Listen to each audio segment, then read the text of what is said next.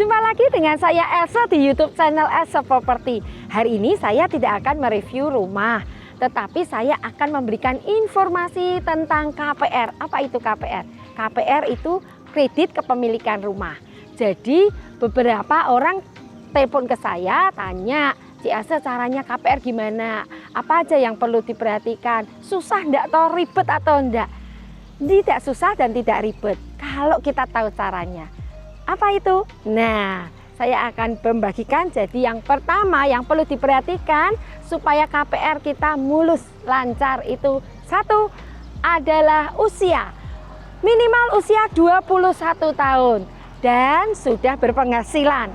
Jadi kita bisa sebagai karyawan atau sebagai wira swasta. Kalau sebagai karyawan berarti yang dilihat apa? Slip gaji. Uang masuk ke rekening kita yang tercermin ya. Kemudian kalau kita pengusaha berarti legalitas soal usaha kita itu ada, dan cash flow-nya, mutasi keluar masuknya ke rekening kita sebagai usaha ya. Itu.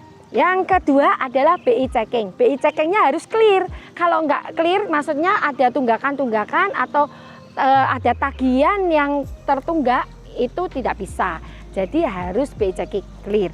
Yang ketiga adalah kemampuan bayar. Kemampuan bayar ini jadi rata-rata bank itu kan 30%.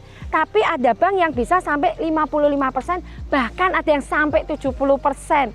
Nah, itu kalau income kita itu di atas 25 juta per bulan.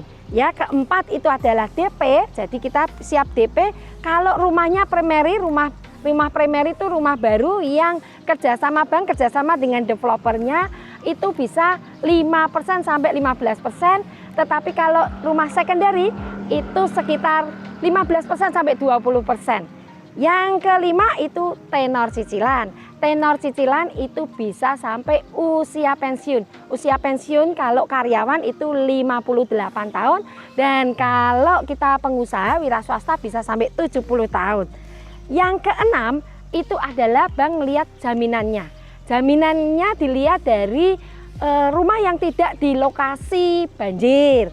Kemudian jalannya itu bisa sisipan mobil. 2 mobil bisa sisipan. Rumahnya yang tidak dekat dengan makam, kuburan, itu tidak dekat dengan TPA. Terus ada rel kereta, sutet, sungai, ada SPBU atau rumah ibadah, itu mempengaruhi soal appraisalnya ya.